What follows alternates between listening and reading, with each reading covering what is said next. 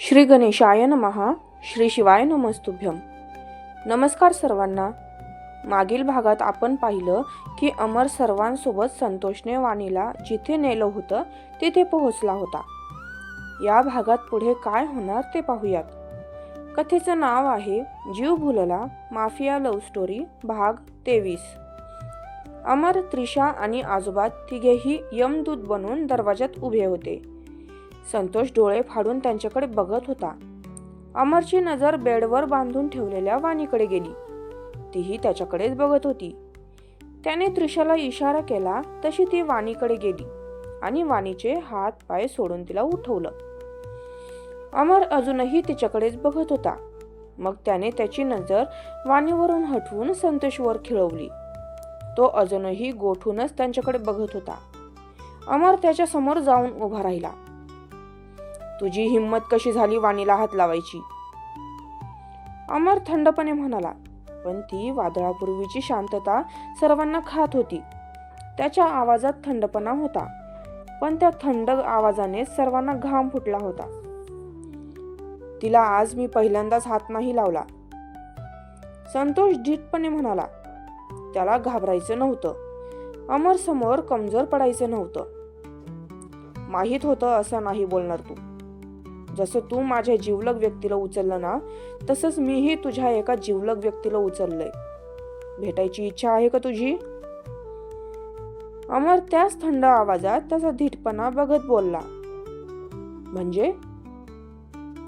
संतोषला तो काय बोलला कळालंच नाही. त्यामुळे त्याने विचारलं. दाखवतो.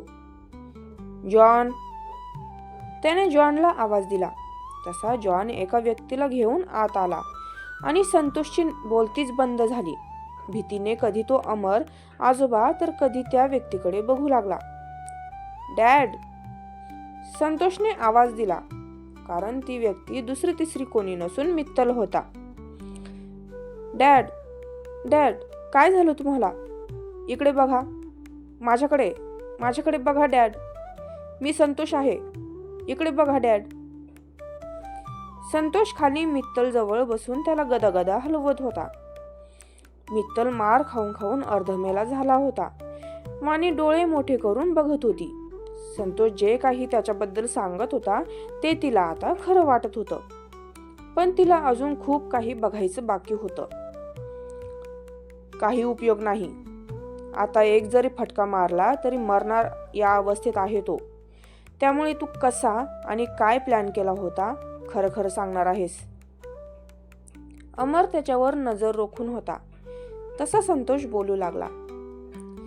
सकाळीच माझ्या माणसाने खबर दिली होती की निशांत वाणीला घेऊन यायला निघालाय. मागील कितीतरी दिवसांपासून माझी माणसं तुमच्या दोन्ही घरांवर नजर ठेवून होती.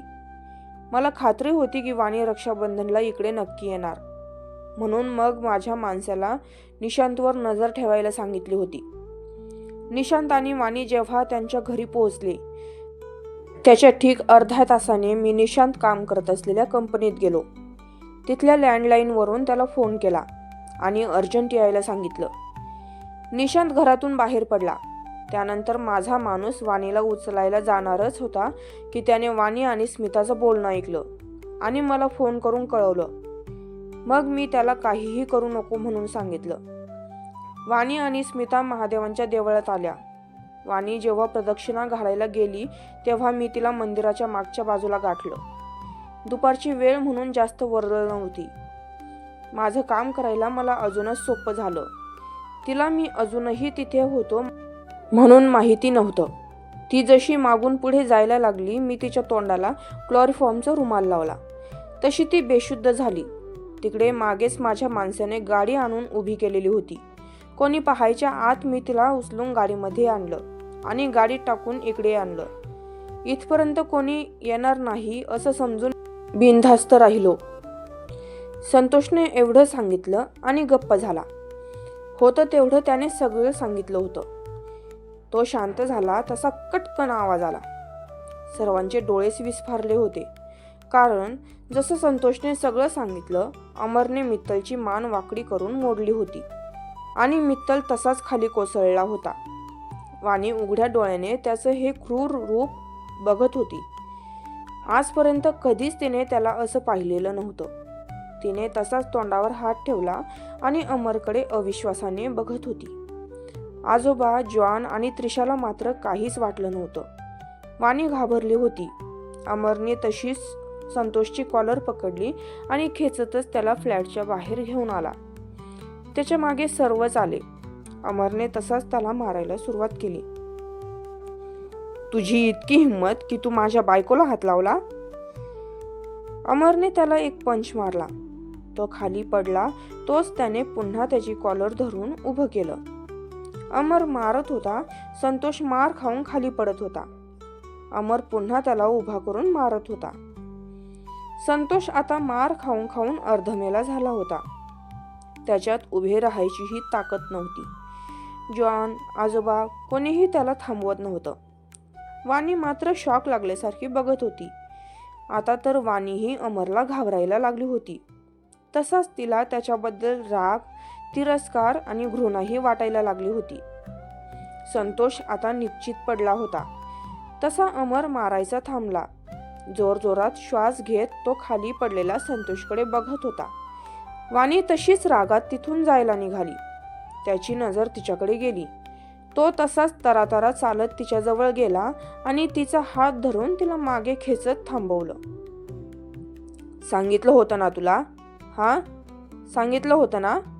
तरीही का निघालीस घराच्या बाहेर? मूर्ख कुठली. आज जर काही बरं वाईट झालं असतं तर काय केलं असतं? अमर अक्षरशः तापलेला होता. डोळे लाल झाले होते. तिने तसाच त्याचा हात झटकला. झालं असतं तर झालं असतं. तुम्हाला त्याचं काय? काही झालं असतं तर तुमच्यासारख्या हैवानाच्या तावडीतून सुटले असते मी. ज्याला ना दया आहे ना माया. अशा कितीतरी लोकांचा जीव घेतलेला असेल तुम्ही. खुनी आहात तुम्ही, खुनी. आणि तुमच्यासारख्या राक्षसासोबत नाही राहायचंय मला. जो उद्या वेळ पडली तर मलाही मारायला मागे पुढे पाहणार नाही. वाणी त्याचा हात झटकत अगदी त्वेषाने म्हणाली. तसा तोही चिडला. काय काय म्हणालीस? नाही राहायचे माझ्यासोबत? ठीक आहे. तशी तू आता संकटातून सुटलेली आहेस. आजात आहेस तू आजपासून. धोका टळलाय तुझ्यावरचा. नाही राहायचंय ना तुला माझ्यासोबत? येत्या 5 दिवसात डिवोर्स पेपर्स तुझ्या हातात असतील. नको काळजी करूस. फक्त 5 दिवस अजून या हैवानाला, या राक्षसाला सहन करावं लागेल तुला. किती? फक्त 5 दिवस. अमर चिडून म्हणाला. तशी वाणी दचकली. आजोबांनाही कळालं की प्रकरण चिघळेल म्हणून ते मध्ये पडले. वाणी, हे बघ बाळा, घाईघाईत काहीही निर्णय घेऊ नकोस. निर्णय घेण्याआधी खरं काय ते समजून तर घे. आजोबा म्हणाले. तसं अमरने त्यांना टोकलं. राहू द्यात आजोबा. तिला सांगून समजावून काहीच फायदा नाही. तिला वेगळं व्हायचंय माझ्यापासून. तिच्या मनासारखंच होईल. अमर मध्ये बोलला म्हणून आजोबा चिडले. तू गप्प बस.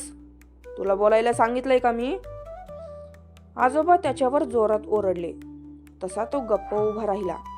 आजोबा पुढे बोलू लागले. हे बघ वाणी, अमर तुझ्यावर प्रेम करत होता. तसं त्याने निशांतलाही सांगितलं होतं. त्यावेळी निशांतने त्याला तुझ्यापासून दूर राहायला सांगितलं होतं.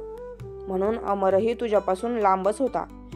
पण जेव्हा या मित्तलला समजलं की अमरचं तुझ्यावर प्रेम आहे, त्यावेळी त्याने तुला उचलायचा प्लॅन केला होता. अमरने तसं आम्हाला सांगितलं. तेव्हा मीच त्याला तुझ्याशी लग्न करायचं सांगितलं होतं. तू आमच्याकडे राहशील तेव्हाच सुखरूप राहशील हा विचार करून. नंतर त्याचा हा मुलगा. अमर माफिया जरी असला तरी त्याने अजूनपर्यंत कोणत्याही निष्पाप लोकांचा जीव घेतलेला नाही. कोणताही अवैध धंदा केलेला नाही. कोणत्याही मुलीकडे नजर वर करून बघितलं नाही, फक्त तू सोडून. त्याला तुझं प्रेम हवं होतं, पण असं नाही. एक नवरा म्हणून कधी त्याने तुझ्यावर जबरदस्ती केली नाही. तुला वाईट वाटेल असं कधी वागला नाही. नेहमीच तुझी काळजी घेतली. याच्यापेक्षा जास्त काहीच नाही बोलू शकत मी. एकंदरीत माझा नातू वाईट नाही एवढंच सांगेन. एवढं कळूनही तुला त्याच्यापासून दूर व्हायचं असेल तर तुझा निर्णय आम्हाला मान्य आहे. आजोबा एवढं बोलून शांत राहिले. वाणी गप गुमान त्यांचं सगळं ऐकत होती. सगळीकडे शांतता होती. पण अचानक एका गोळीच्या आवाजाने ती शांतता भंग पावली. सगळ्यांचे श्वास रोखले गेले. जमिनीवर रक्त पडत होतं. कोणी चालवली असेल गोळी? कोणाला लागली असेल? कोणाचं रक्त सांडलं असेल? वाणीचा निर्णय काय असेल? कळेलच पुढील भागात. पुढील भाग लवकरच. आशा आहे तुम्हाला आपली ही कथा आवडत आहे. जर आवडत असेल तर नेहमीप्रमाणे सहकार्य नक्की करावे. धन्यवाद.